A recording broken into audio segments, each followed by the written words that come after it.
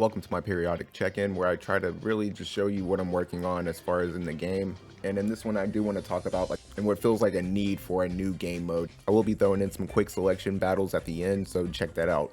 So immediately you will notice that instead of doing it the way that I initially did, I decided to plan ahead, and all the ones that I did 120, I just kept them starred. That way I can tell what I was working on and what I finished and stuff like that. So whenever I make these videos, I can remove them from this area and pretty much continue working on whatever it is that I was. Finally finishing Terra is definitely a highlight for this account. Even though I haven't really played the game or anything like that, she just has a really cool design, and I recall her having some kind of powered up form. Even though she doesn't have that, she's still a cool character outright. For Evia is somebody else I'm definitely happy to be finished with, kind of like one of those in between limited characters. But in general, she's a really awesome character. I've had a lot of fun using her, still use her to this day.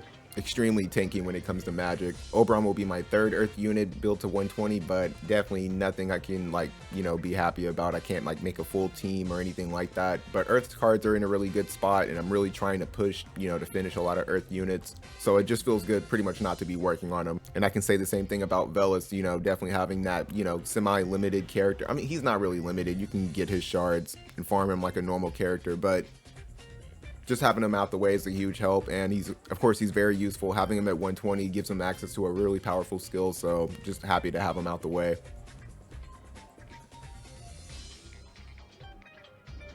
And finally, I just decided to finish Ildira just because, I had the shards, I had everything I needed, so I was just like, why not? And with this new 140 system, I'm pretty sure you can use their shards to make the material that you need to get other characters to 140. I'm not 100% sure. I may have to look that up. She does have her moments whenever I do use her for PvE situations as far as buffing and stuff. Esther's somebody that I'm definitely prioritizing, trying to get her in a good spot. Mont's somebody else that's really close behind. And I decided to work on Kilfei. I wanted her to be 120 a lot sooner, but then the meta started shifting and the game started getting a little bit, crazy around courage and just other abilities and stuff like that. So she wasn't as usable. But she's a personal favorite, and I do want to have her at 120. As far as units go, pretty much what you see is what you get. I'm working on everybody here, aside from Velric, Garvel, Moore, and Luartha. Even though I am kind of working on Luartha just a little bit, but the only way I'm really building her up is through the medals. As far as selection quest goes, I'm just focusing on Raychess and Rafale. They're really useful units, so I'm just trying to hyper focus them, get their equipment and everything else like that. And if you're somebody who's not a heavy spender like me, you really have to practice patience and just kind of have a lot of control when it comes to what you go for and what you summon for, because realistically, one of the best examples is Lightning. Even though I got her super early, I was going to build her to 120 regardless. She was somebody I was just going to hyper focus and just try to get in a really good spot. I really liked the character, and that way I didn't leave myself with any regrets or what ifs or anything like that. I'm enjoying her now while she's good, although I do wish I had Cloud's card right now, because man, that thing is really powerful for Lightning right now. And there were some times where I felt like I prioritized characters over cards, and I do think it's generally agreed that cards do have a lot more longevity when it comes to this game.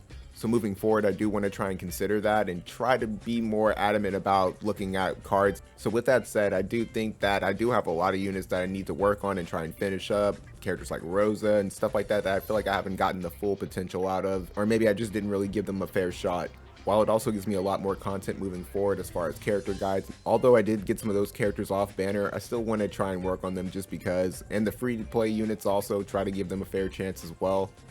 When it comes to a new game mode, I feel like What If is one of those games that are kind of stuck in a niche, and it's really hard for them to stray from that formula, and I wouldn't see them doing that either. I can think of games like Dokkan Battle has something what is it called, Petin Battle or something. It's some kind of weird thing where it's you use cards or something, but it's really different from what you would normally do in Dokkan. If I had to make a recommendation for a new game mode, and anybody could make recommendations, tell me what you think about my idea, whatever, but what if they were to add a weekly raid, something that you could do with maybe 1 character to 3 characters, but a small team. You can't use a full team of characters, and it can be something that's weekly. You beat it once, you try to get this high score, and it would have stipulations on it. Let's say 1 week it would be ice or fire or whatever, and it would change element, but then it would also change gender, if you could use a male or a female on that that week or that day, or however they would want to do that. And you would just have this score that would accumulate over, and then you would get whatever your score is pretty much based off of, you would get those rewards for the week, and then it just resets. And if you beat it I don't know if it would be something that would be skippable. I couldn't recommend that just because it would take away from like the difference of like what it is. So I feel like that's kind of fair, and it sounds kind of like enticing. Like it would pretty much like give people who have like those diverse rosters the ability to use them in different ways, or to use them a certain kind of way or whatever, or team up in different ways that you wouldn't normally team characters up in, and use those cards, like I said, as versatile as you could possibly use them, whether you have all magic or, you know, AoE or whatever it is that the boss, you know, would. You're pretty much trying to meet these requirements to beat this boss, or to beat a different team, or whatever the enemy would be. But I feel like that would definitely be more enticing and kind of fun. It's different, and it's something that can be changed weekly or daily, whatever. Beyond that, I'm happy everybody made it through another year of life.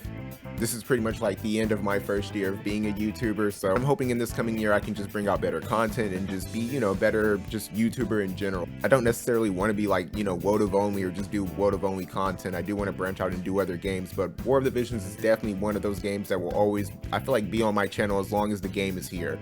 But with that said, I hope you guys enjoyed this video, and I hope you guys enjoy these fights afterwards. Enjoy your day.